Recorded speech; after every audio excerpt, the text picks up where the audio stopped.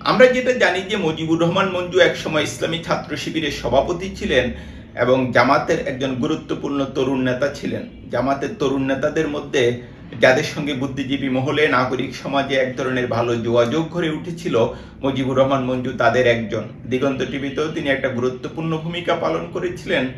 এক পর্যায়ে যেটা দেখা যায় যে জামাতের সঙ্গে মতবিরোধ তৈরি হয়, তিনি জামাত ত্যাগ করেন এবং এবি পার্টি নামে একটা নতুন দল গড়ে তোলেন। শুরুতে ওই দলের তিনি প্রধান না হলেও এখন তিনি দলটির প্রধান হিসেবে দায়িত্ব পালন করছেন এবং বাংলাদেশে যারা খুব আলোচিত রাজনীতিবিদ তিনি তাদের একজন।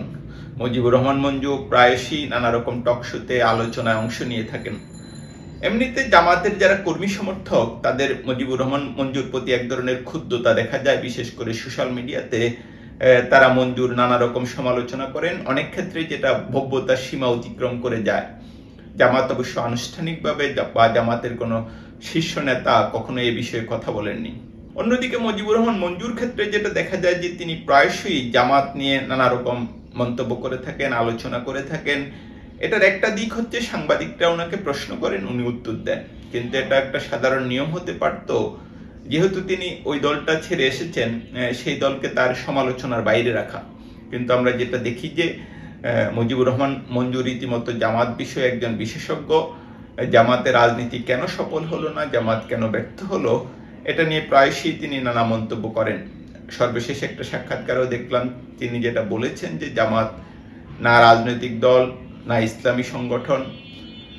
তো আমরা যেটা দেখছি যে যেটা আমি উল্লেখ করেছি যে জামাত কেন সফল হলো না, এটা নিয়ে মুজিবুর রহমান মঞ্জু নানা রকম তত্ত্ব সূত্র হাজির করেন।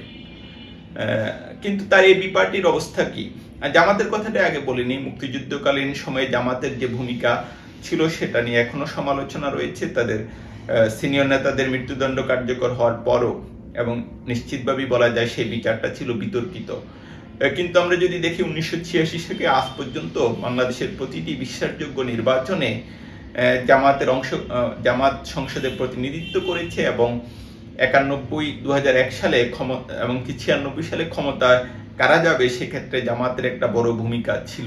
অন্যদিকে এবি পার্টি কয়েক বছর হয়ে গেল প্রতিষ্ঠার পর, আমার তো মনে হয় না বাংলাদেশে কোনো আসনে এখন পর্যন্ত জয়লাভ করার মতো কোনো অবস্থা এবি পার্টির আছে।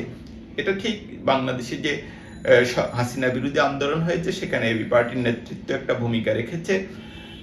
খুব ছোট তাদের যদিও মানুষ, তারপরেও তারা মাঠেও ছিল এবং বিভিন্ন সোশ্যাল মিডিয়াতে, টিভি চ্যানেলে তাদের যে নেতা 2-3 জন নেতা অন্তত গুরুত্বপূর্ণ ভূমিকা রেখেছেন, সেটা অস্বীকার করার জো নেই।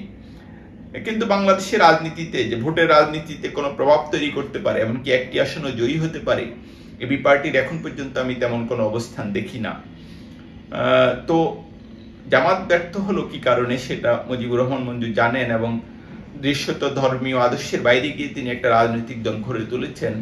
কিন্তু তার এবি পার্টি কেন সফল হচ্ছে না, এটা কি তিনি জানেন কিনা, এ ব্যাপারে আসলে ওনার পক্ষ থেকে আমি কখনো ওইভাবে কোনো স্পষ্ট বক্তব্য শুনিনি। আমি মনে করি জামাত কেন ব্যর্থ হলো সেটা ব্যাখ্যার পাশাপাশি তার এবি পার্টি কেন এখনো সফল হলো না সে নিয়েও তার মতামত হাজির করা উচিত। আরেকটা বিষয় যেটা বাংলাদেশের রাজনীতিবিদদের ক্ষেত্রে হয়, তারা অন্যের সমালোচনা ভালোবাসেন কিন্তু নিজের আত্মসমালোচনা করতে হয়তো তারা পছন্দ করেন না। আমি মনে করি যে মুজিবুর রহমান মঞ্জুর নিজের আয়নার সামনে দাঁড়ানো উচিত এবং এ প্রশ্নের জবাব দেওয়া উচিত কেন এবি পার্টি পারল না অন্তত এখন পর্যন্ত।